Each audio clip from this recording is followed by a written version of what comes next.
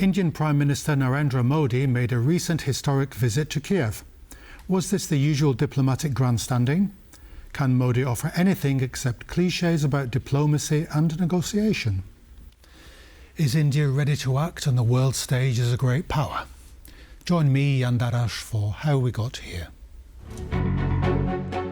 Prime Minister Modi's visit to Ukraine marks a significant moment in India's foreign policy. This trip, the first by an Indian Prime Minister to the country since Ukraine's independence, comes on the heel of Modi's visit to Moscow. Despite criticism from Ukraine and the United States, Modi's engagement with both sides highlights India's unique position on the global stage. India's stance on the Russia-Ukraine war has been one of careful balance. While New Delhi has supported Ukraine's humanitarian needs, it has abstained from condemning Moscow's actions. This approach aligns with India's broader foreign and defense policies, which prioritize strategic autonomy and non-alignment. India's relationship with Russia has long been a cornerstone of its foreign policy, characterized by deeply rooted historical ties and strategic cooperation.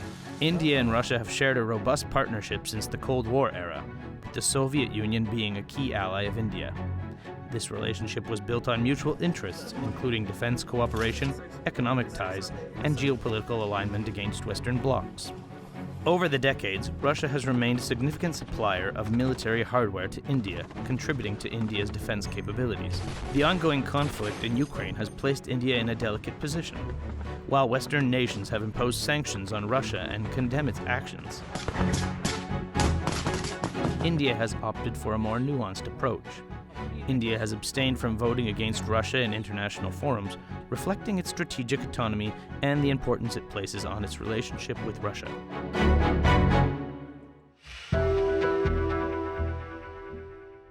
Our guest today is Dr. Małgorzata Bonikowska of the Centre for International Relations here in Warsaw. Welcome once more to the programme. Thank you for having me.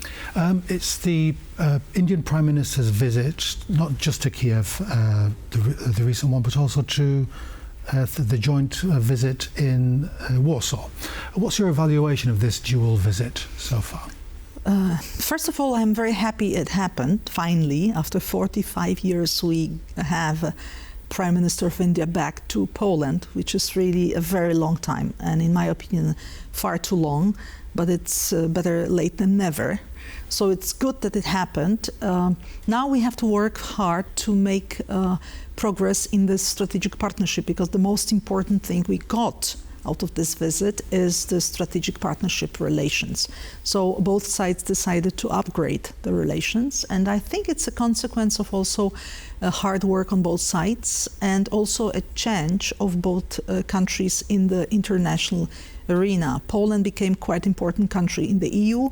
It's definitely an important country of the eastern flank of the European Union and NATO. Poland became hub for Ukraine. Also, Modi had to cross Poland if he wanted to go to Kyiv. But Poland also is the fifth largest country in the EU and the sixth EU economy, 21st economy in the globe. So it is really a stronger country than it was earlier. While India, in the same time, became a world superpower. It's not only the fifth world largest economy, with the very, very likely, possibility to become the third one in 2-3 years, but it's also absolutely key player as far as security in the Pacific. As far as economy, it's the most populated country, 1,400,000,000 people. It's largest than China, and economically speaking is doing fabulously well. It's a Western business country in a sense of law. It's a British law, common law there, and English as a language, which connects very well all the Indian businesses to the world. So it's really an incredibly huge market and country. And is this the primary characteristic of this strategic relationship, the economic one? What is of benefit to both the countries in this particular? Look, first, we don't have any issues with India, actually. We had good relations, but not very intense. That was the issue, to make it larger, deeper. And of course, business is a most evident part, because we have businesses of India in Poland and Polish businesses in India already. But the trade, for example, bilateral trade is not very high. It's $5 billion, which, taking into consideration Indian market, it's really small. So we can do much better. And also, as far as investments, India could engage much more in Central Eastern Europe, and namely Poland. And of course, we have several sectors we hope for. Poland wants to go back to good times where Polish military industry was cooperating very closely with Indian one. This was under the Cold War times, because Poland was a member of the all the kit Eastern was Bloc, and Warsaw Pact based. yes, Soviet Union was cooperating with India because India was afraid of Pakistan, and Pakistan was backed by the US. So in a way, in a natural way, India started to buy weapons from Soviet Union, and of course, being in the East Bloc, Poland was also a very interesting supplier. So now we are back to these times, also because Poland gave everything we had, the old weaponry, to Ukraine, but we still have people, knowledge to serve these industry in India, and India is very much based on post-Soviet equipment. So this could be of help for India currently, especially because Russians are very involved in Ukraine. Yes, of course. I mean, he then went on to Kyiv and spoke about negotiation being the ultimate resolution of the conflict. What do you make of that? Is that just another diplomatic cliche that he had to say? Well, let's be very frank. It was inspired by the criticism after Modi's visit to Moscow. And of course, it happened it was bad coincidence for India, because it was happening exactly the same time when Russia was bombarding hospitals in Ukraine. Yes, so it gave to Modi a bad image of, embracing Putin at the same time. So Indian government definitely wanted to cover this bad image with a balanced visit to Kyiv. So in the meantime, we were talking about the visit of Prime Minister Modi to Poland. So his visit to Poland was preponed in order to do two in the same time.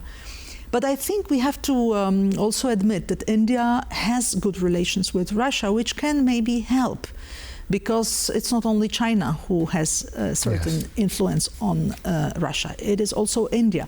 And India is a very good friend to Russia. Russia needs friends today because Russian economy is in bad shape.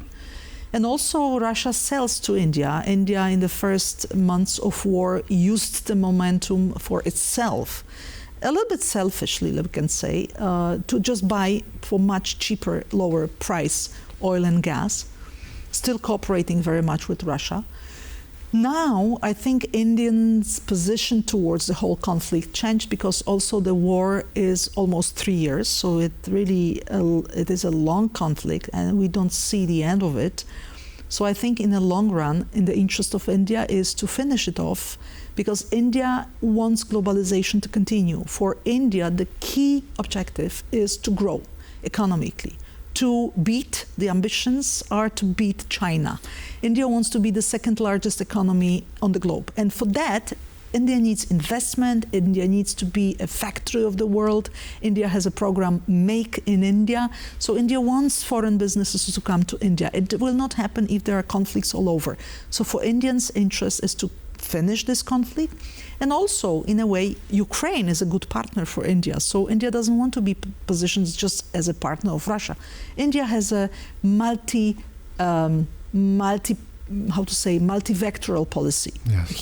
They want to continue good relations with many, not only with the West, but also with the West. But in the same time, they want to continue good relations with Russia. So they balance, and they try to position itself as a moderator right now. Well, that's right. It's one thing to be an honest broker in international affairs, but what's the pressure that India can exert on Ukraine and on Russia to finish the conflict? Both sides, Russia and Ukraine, don't really show a great unwillingness to come to the negotiating table.